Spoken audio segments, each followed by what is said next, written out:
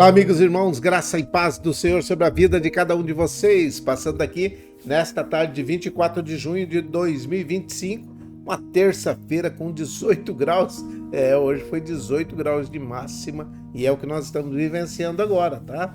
Nublosa, uma tarde nublosa, a possibilidade de chuva de 0%, a umidade relativa do ar está alta, 45%, não deve cair mais, tá? E a mínima foi logo pela manhã de 5 graus. 5 graus até 18 deu 13 de amplitude térmica. Muito frio e vai continuar. Nessa noite de terça para quarta-feira a temperatura deve despencar novamente e nós vamos ter uma manhã gelada. Amanhã de quarta-feira vai ser gelada aqui em Ribeirão Preto e nós estamos aí vivendo o inverno brasileiro, né? Sua primeira onda de frio aí, que não tá muito fácil de aguentar não, ela é complicada, mas nós estamos aos poucos conseguindo romper esse pedaço aí e vamos passando para frente. Passando aqui para dizer que nós estamos no norte do estado de São Paulo, região sudeste do Brasil é Ribeirão Preto. Ribeirão Preto, estado de São Paulo, tá? É bem no norte aqui do estado de São Paulo. Isso, bem no norte, quase chegando ali no estado de Minas. Mas passando aqui para poder falar de 3 assuntos que normalmente a gente fala aqui. E hoje eu vou ser bem sucinto nessa situação, porque eu preciso fazer a live com um pouquinho mais de rapidez. Escorpião e mosquito Aedes aegypti têm causado problema dentro das casas e nos empreendimentos, nas empresas, né? Das pessoas que não mantêm um ambiente limpo. Escorpião gosta de lugar sujo, lugar de resto de construção civil, de acúmulo de sujeira, de galhos, de latas, de pedras, tijolos, telhas velhas, madeira, tudo que você pensar que pode acumular um pouco de umidade e ficar parado ali para ter uma baratinha, algumas coisinhas. O escorpião gosta de barata, então ele vai ficar por ali, e também os ratos, né? Cobras, aranhas e por aí vai. Toda vez que você vê um monte de coisas jogadas, pode saber, ali tem escorpião, ali tem problema com rato, com barata, com todo e qualquer bichinho aí que pode causar problemas para você. Então, presta atenção, limpar a sua casa e tirar toda e qualquer possibilidade de ter um ambiente com água que seja limpa, para que não se torne um criador do mosquito Aedes aegypti. É isso, tá bom? Então, fazendo isso, você vai ficar livre da dengue, da zika, da chikungunya, ou a possibilidade de tê-los diminui muito se você limpar o seu pedaço, e cada um limpando o seu, consequentemente, nós vamos diminuir em quase 100% a possibilidade de ter uma dengue, uma zika, uma chikungunya e correr risco de vida, né? Porque vocês sabem, dengue hemorrágica pode matar. Então, o conselho é: limpa a sua casa, limpa, que você não vai correr esse risco. E quanto a fazer exercícios ao ar livre, andar para a rua entre 10 e 16 horas. Ainda que a temperatura esteja baixa, tá? O sol está incidindo muito forte em cima da terra, né? E aí, se você sair caminhando, fazer exercício entre 10 e 16 horas, muito provavelmente você vai se desidratar, tá? Isso se você não pegar uma insolação e tiver que parar num posto, né? A desidratação e a insolação são pertinentes desta situação de não tomar água, né? Não se hidrata e acaba indo fazer exercício ao ar livre, e o sol pega essa pessoa de jeito e acaba causando esses problemas. Uma outra coisa aqui, presta bem atenção nisso aqui: tomar bastante líquido nesse tempo de seca. Ainda que está frio, por causa da baixa umidade relativa do ar, nós desidratamos muito facilmente, tá? Então, a possibilidade de ficar desidratado é muito grande. Então, tome água regularmente, tá? Alguns falam que é para tomar 1,5 litro, 2 litros, mas toma água. Não espera ficar, tô com sede, tem que ir lá tomar. Não. Tome água durante todo o dia. Não precisa tomar 1 litro de uma vez. Toma 250 ml agora, 250 ml depois, 250 ml, e vai tomando aos poucos, conforme o seu organismo for acostumado a ir tomando, vai tomando, tá bom? Vai se hidratar e voltar a ter saúde bacana. Você precisa tomar é bastante líquido nesse tempo de dificuldade, nesse tempo de problema. Beleza? Dado esse recado, eu quero falar com você a respeito de uma coisa que muitas vezes nós estamos negligenciando. Ir e fazer discípulos. Essa é a grande comissão para todos aqueles que já aceitaram Jesus Cristo como único, suficiente Salvador das suas vidas.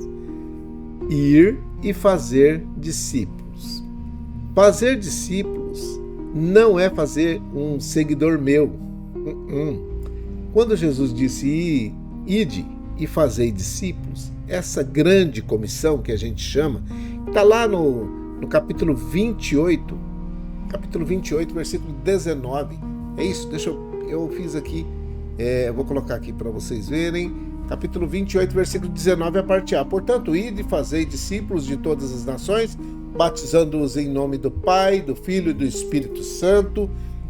Tem um mosquito tentando aqui. E é esse o texto que nós vamos falar hoje aqui.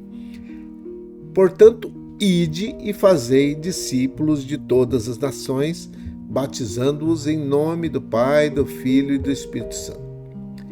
Essa função de fazer discípulos, de ir atrás das pessoas para que elas venham num momento posterior, ou estejam num momento posterior sendo colocadas no meio de uma congregação de pessoas que vão acompanhá-la.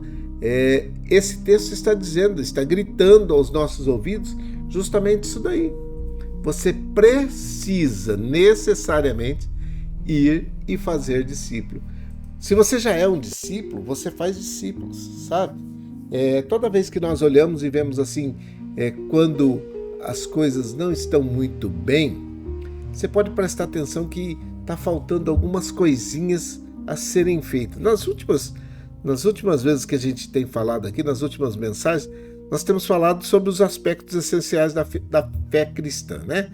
Da criação, que Deus criou todas as coisas, da queda, da entrada do pecado, da redenção, a morte de Jesus na cruz e a sua redenção, a consumação, a esperança da volta de Cristo, né? Na realidade, esse é o fio vermelho que perpassa toda a Bíblia. Toda a história da humanidade se resume na missão de Deus de resgatar a humanidade pecadora, e essa missão tem a ver com cada um de nós hoje.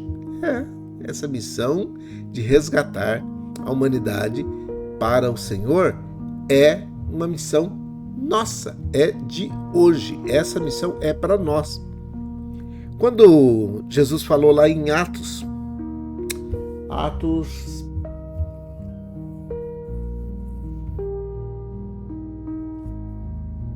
capítulo 1, versículo 9 até o 11. Tendo dito isso, foi elevado às alturas enquanto eles olhavam, e uma nuvem o encobriu na vista deles. Olha só. E aí os varões que estavam ali ficaram olhando para o céu, né? Olhando. E eles ficaram olhando com os olhos fixos no céu enquanto ele subia. De repente, surgiram diante dele dois homens vestidos de branco que lhes diziam: Galileus, varões galileus, por que vocês estão olhando para o céu? Este mesmo Jesus que dentre vós foi elevado ao céu, voltará da mesma forma como o viram subir. Atos dos Apóstolos, no capítulo 1, versículo 9 até o 11. Está dizendo isso daí. Que os homens que estavam com Jesus, os discípulos que estavam ali olhando para o céu e vendo Jesus ser levado, Jesus foi levado aos céus, e aí eles ficaram olhando. Eu penso que deve ter sido uma imagem muito complicada, né, de se ver ele subindo assim. Nós está indo embora, vai. O texto de Atos ele é um relato de Jesus indo direto para o Pai. É isso que eu fico pensando, subindo para o céu após a sua ressurreição. Nesse tempo que nós chamamos de tempo de hoje, atual, Nós precisamos proclamar a vitória de Jesus sobre a morte. É o dia em que, é o tempo em que o nosso Deus nos revela a sua vontade através da ressurreição do seu Filho. É isso. A morte de um homem trouxe nova vida para todos os que nele crê ou nele creram. Essa nossa missão é a mais importante para o cristianismo. É o mais. Porque se não fosse assim, nós não teríamos o porquê estar pregando o Evangelho de Jesus Cristo. Percebe que eu não estou falando de igreja, não estou falando de denominação, não estou falando de religião, estou falando de Jesus. Então, a complementação da nossa fé passa necessariamente por irmos e obedecermos. Pregar o Evangelho a toda criatura. Quem crer e for batizado será salvo. Quem não crer já está condenado. É isso. Quem não crê já está condenado. A condenação não é porque Deus é injusto ou porque Deus gosta de ver o ser humano. Não. É porque, na realidade, Ele oferece uma salvação que só através de Jesus Cristo é possível. E o homem não quer. Esse é o problema. Essa é a situação. Não é dizer que Deus é injusto. Não, Deus é justo. Tanta justiça, misericórdia, bondade, amor, que Ele entregou o seu único filho para morrer por mim e por você. Você ainda diz que Ele é injusto? Se fosse haver injustiça, a injustiça deveria ser para com o filho, é isso? Porque foi Ele que morreu na cruz do Calvário por mim e por você. Por isso você hoje está sendo convidado a ir e pregar o Evangelho de Jesus Cristo.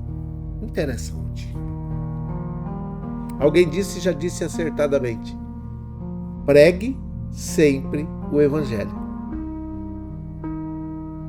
Quando for necessário, abra sua boca. O que ele está falando? Pregue com as suas atitudes, com os seus posicionamentos, com a sua palavra. Quando você falar sim, é sim. Quando você disser não, é não.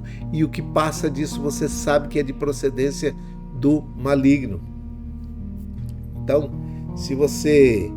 eu não tenho capacidade para poder falar, eu não guardo versículos, eu não consigo fazer ou pregar alguma coisa. Interessa, prega com a sua vida, tá? Quando você assumir alguma coisa, você mantenha. Quando você fizer algum compromisso, cumpra. Quando você falar que vai fazer, faça. Por quê? Porque assim fazendo, as pessoas vão notar que você é filho de Deus. É isso. A nossa história continua sendo escrita a cada dia. E hoje pode ser que você não fez, não pregou para ninguém, não falou para ninguém, não divulgou o Evangelho de Jesus Cristo para ninguém. Mas pode ser que amanhã alguém passe por você e você atenda ao chamado. Essa é uma incumbência que Jesus deixou para cada um de nós. Esse envio é como se ele fala: vai e façam discípulos. Simples assim. Que o propósito de cada um de vocês, inclusive você que está deitado em um leito de hospital aí, está fazendo o compromisso de falar de Jesus Cristo quando você estiver liberado dessa cama, dessa cadeira de roda, desse andador. Mas aproveite esse tempo que está aí, lendo a palavra, orando, falando com aqueles que passam perto de você. E fazendo isso, você com toda certeza vai fazer com que o Evangelho expanda, cresça. Nós estamos chegando à última hora. E vocês têm visto eu falar isso todos os dias. A volta de Jesus para buscar a sua igreja se aproxima. Já já ele vai voltar. Não vai muito tempo e nós seremos arrebatados. E você precisa estar preparado. Tá bom? Então, dizendo isso, falando isso, eu quero orar com você. Quero orar por você. Quero orar pelas pessoas que fazem parte da minha relação. Você com certeza deve ter uma relação. Então, ore aí pelos que são da sua relação. Se você não tem, está chegando agora, ore comigo pela minha relação. Ou ouça a minha oração e apenas confirme dizendo amém. Já vai estar exercitando a sua fé e fazendo a sua parte. Tá bom? Vamos orar? Vamos orar. Pai, em nome de Jesus, o teu filho amado, eu oro por aqueles que estão nesse momento no meio de um conflito. Aonde quer que tenha uma filha, um filho teu, padecendo alguma dificuldade, precisando de uma bênção especial, de um livramento, que o Senhor coloque as suas mãos e livre os teus filhos e filhas queridos. Muitos estão padecendo uma dificuldade no meio de um conflito armado, de conflito religioso, de um conflito ideológico, de um conflito seja lá qual for, financeiro, econômico, social, político, aonde quer que tenha alguém no meio de um conflito, que o Senhor coloque as suas mãos e faça justiça sobre a vida dessas pessoas. Dê livramento a cada uma delas, para que possam também falar do teu amor para as outras pessoas. Eu oro nesse momento por aqueles que estão passando pelo luto, pela família que está enlutada, pelos parentes, pelos amigos, e que o seu Espírito Santo, Consolador por excelência, possa consolar o coração de cada uma dessas pessoas. Eu oro nesse momento por todos aqueles que aceitaram Jesus Cristo como o único e suficiente Salvador das suas vidas nesta terça-feira fria, aqui em Ribeirão Preto. Muito obrigado, Senhor, porque o Senhor atingiu muitas outras pessoas nesta manhã e o Senhor também continua fazendo o melhor nesse momento, nesta tarde fria, mas que o Senhor continua tocando os corações.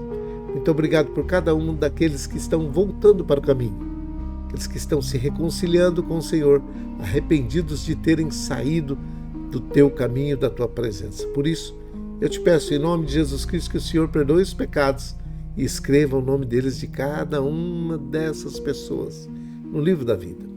Por favor, meu Pai, aceite-os como filhas e filhos queridos que são. Eu oro nesse exato momento pela Dona Maria José e pelo Emerson, pela irmã Maria Dourada e a sua família, pela Isabela, pelo Miguel e a família, pelo Fabiano, oro pela Dona Neia, pelo seu Fernando, oro pela vó Hilda, vó Luzinete, vó Tereza e as suas famílias, vó Neuza, com a sua filha Sandra, com os seus netos, Pedro e Vitor, oro pela Selma, pelo Geninho e pela Viviane, oro também pelos idosos que estão nas asilos, casas de repouso, creches de idosos. Eu oro por aquelas crianças, jovens e adolescentes que nesse momento estão nas escolas, faculdades, universidades, para que tenham realmente aquilo que é necessário para se tornar homens e mulheres de bem que essa nação tanto necessita. Eu oro por aqueles que estão doentes, hospitalizados ou não.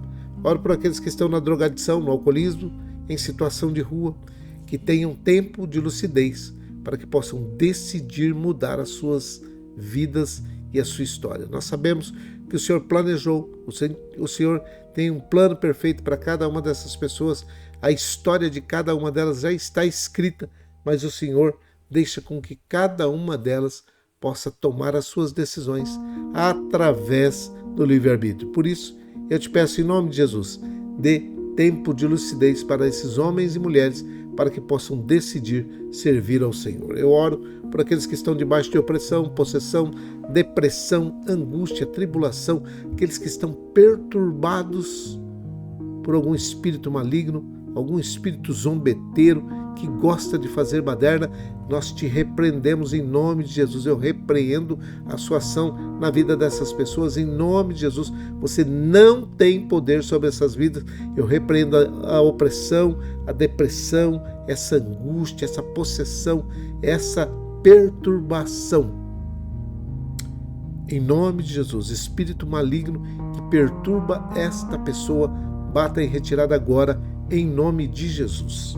Eu oro por aqueles que estão na situação de empregadores, empresários, empreendedores, aqueles que são empregados, que possam valorizar o emprego que têm, e aqueles que estão desempregados, que possam estar se capacitando para voltar ao mercado de trabalho, capazes de exercer a função, o trabalho que está sendo requisitado nesse momento pelas empresas, e que possam ter uma bênção especial e possam ter o salário digno para levar o seu suprimento, levar o sustento para as suas casas. É a minha oração, é a nossa oração, com perdão dos nossos pecados, em nome de Jesus, o teu Filho amado. Amém e amém. Que o Senhor te abençoe e te guarde, que o Senhor faça resplandecer o seu rosto sobre ti e tenha misericórdia de ti, que o Senhor sobre ti levante o seu rosto, te dê a paz. Um grande abraço, uma feliz terça-feira para todos vocês, uma boa tarde, que Deus te abençoe, fique em paz, fique com Deus e até amanhã, se o Senhor assim permitir.